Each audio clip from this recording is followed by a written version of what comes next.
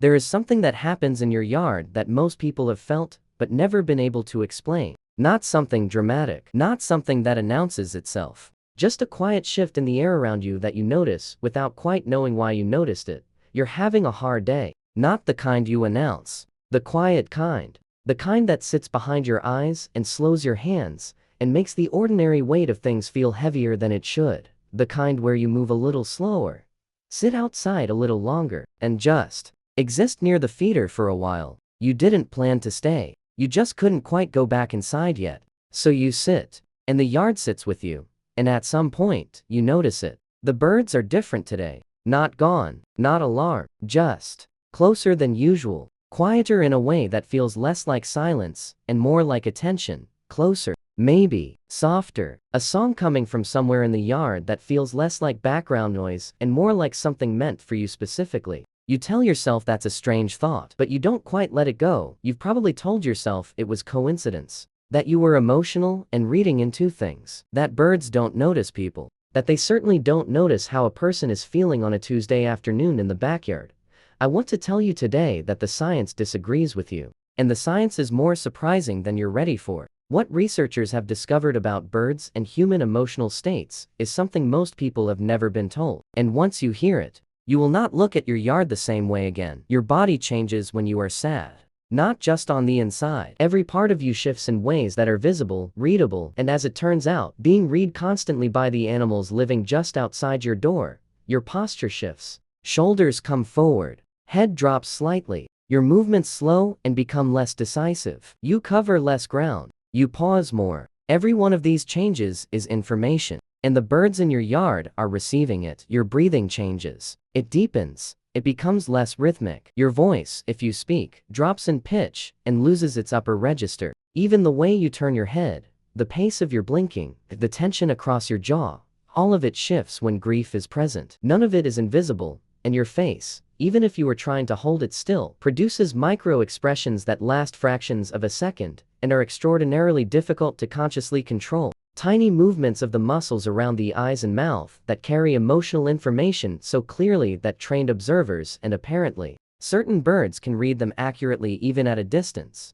Birds notice all of this, not vaguely, not accidentally, with the kind of focused, specific attention that researchers have only recently begun to document. Research from the University of Vienna, published in the journal Animal Cognition, demonstrated that several species of birds can reliably distinguish between images of human faces displaying positive emotional states versus negative ones. They were not trained with rewards to do this. They learned it on their own. The ability to read emotional state from facial configuration appears to be a genuine feature of avian cognition. In plain language, the birds in your yard have been reading your face every time you come outside. For as long as they have known you, your sadness is not invisible to them. It never was. Every time you stepped into that yard carrying something heavy, something with feathers and a heartbeat 3 times faster than yours was already watching, already updating its understanding of you, already responding. Birdsong is not decoration.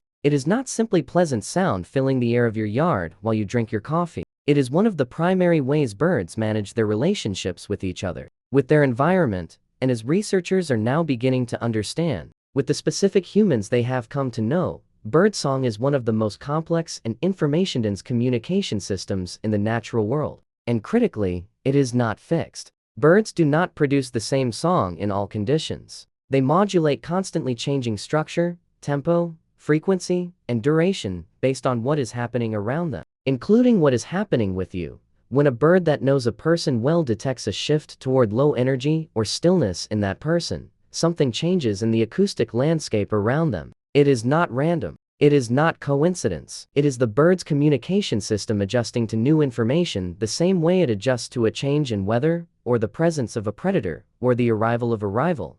Alarm calls decrease. This is the most measurable effect, and the most significant. The sharp, urgent sounds that birds produce when they are uncertain or threatened go quiet. What you are left with is a yard that has shifted its whole acoustic register. Softer, slower, closer. What replaces them are contact calls, the gentle conversational notes that birds use to maintain connection with one another when nothing is wrong. These are the sounds of a flock at ease. of a network of animals that has assessed the situation and concluded, this person is safe. This person is known. Carry on. When you are sad and still, and sitting quietly in your yard, the birds around you tend to sing more softly, more continuously, at closer range. Not because they have decided to comfort you in the way a person might, but because your stillness and your grief have created exactly the conditions under which birds sing their softest and most sustained songs. A study conducted at the Max Planck Institute for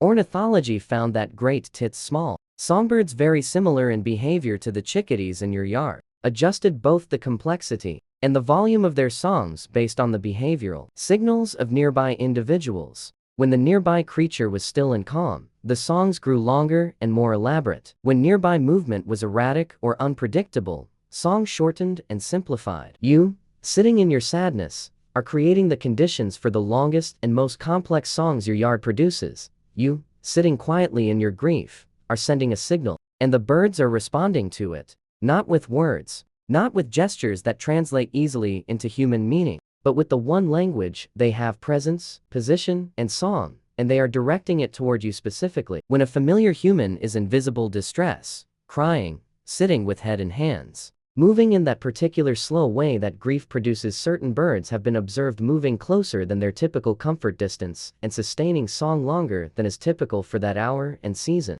The researchers who noted this were careful. They did not claim the birds were comforting the person. What they said was, the bird's behavior was consistent with what it does for members of its own flock who are in a low or distressed state. It is not just one bird. This is the part that changes the scale of what we are talking about. Because birds do not process the world alone. They are embedded in networks of communication so fast and so precise that what one bird knows, the others know within seconds. Your yard is not a collection of individual animals responding to you separately. It is a network, a distributed sensory system that shares information in real time. When the chickadee on the nearest branch reads you and adjusts, every bird in that yard receives the update. Your emotional state does not stay between you and one small bird. It enters the network. When the chickadee nearest to you goes quiet and begins producing soft contact calls because you have come outside, moving slowly, that signal travels. The nuthatch on the oak receives it. The cardinal at the far feeder receives it. The wren near the garden edge receives it. Within moments, the entire yard has been told something about you, and it has responded accordingly. Within minutes of you sitting down in your yard in a low and quiet state, the entire acoustic environment of that yard can shift. One bird reads you. The information moves. The yard changes. What you experience as the yard becoming somehow softer when you are sitting in your sadness is not your imagination constructing comfort from background noise. It is a real acoustic shift. Measurable, consistent, produced by a network of animals responding collectively to what they have read in you.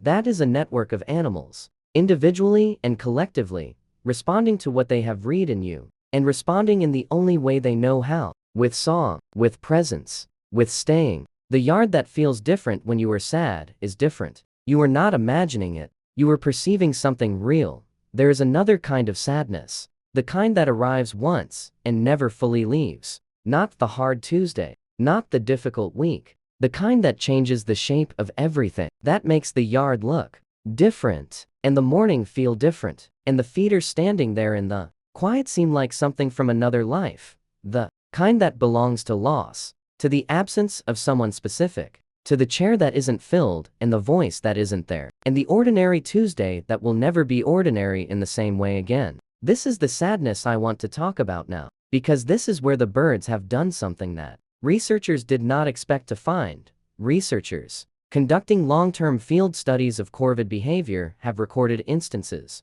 of crows approaching and remaining near humans who are visibly grieving at gravesites, in gardens, after a death in a household, during extended periods of stillness and weeping outdoors. The behavior deviated measurably from baseline. The birds were not there for food. They were not passing through. They came, and they stayed. In one case, documented at length, a family of crows continued visiting the yard daily after an elderly woman's death, visiting where she used to stand, calling in patterns her family had not heard before. For weeks, the researchers who observed this were clear that they could not assign intention or awareness of death to the birds. What they said was that the behavior deviated measurably from baseline in ways that correlated with the disruption and grief in the household. The birds knew something had changed. The birds knew something had changed. Their behavior showed it. And for the people left behind, the family standing in that yard, watching the crows return day after day to the place where she used to stand,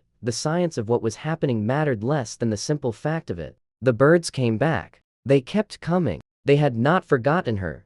A yard in grief, where a person sits outside quietly and for longer than usual, becomes a yard where birds draw closer. This has been observed consistently enough that researchers have begun to document it formally. The stillness of grief creates the same conditions as the stillness of deep familiarity and trust. The birds cannot tell the difference, so they respond the same way. They come in, where song continues longer, where the sharp and anxious sounds of ordinary days fall quiet, where the cardinal that usually keeps its distance moves to the nearest post and stays, where the chickadee that normally passes through lands on the armrest and does not leave. The yard in grief is a yard that has gone still enough for the birds to trust it completely.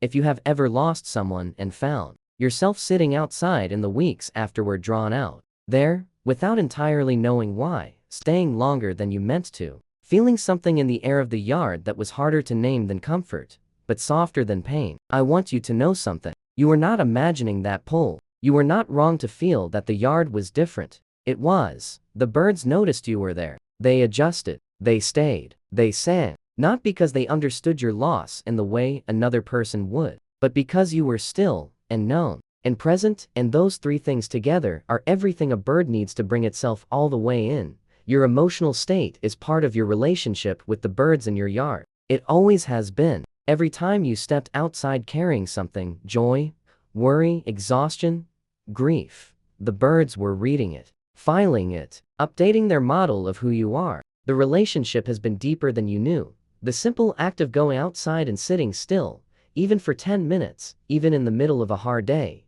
is not just something that might make you feel better. It is something the birds in your yard will respond to in a way that is measurable, consistent, and real. You are not just observing them when you sit in that yard. You are participating in something. The yard responds to your presence. It always has. You are not just observing them. They are responding to you. Every time. The relationship is already there, built over. Every morning you filled the feeder. Every afternoon you sat on the bench. Every quiet moment you spent in that yard being a known and trusted presence in the lives of creatures that notice far more than we ever gave them credit for. There is something that happens in the deepest grief. When you have lost someone and the world has gone strange and you find. Before I go, I want to ask you something real.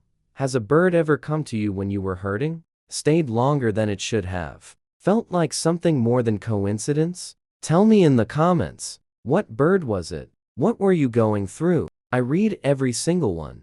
If this video reached you at the right moment, share it. Someone in your life needs it right now and doesn't know it yet. Subscribe if you haven't, because there is so much more to learn about the birds just outside your door. Thank you for being here at Wild Bird Mind. I'll see you in the next one.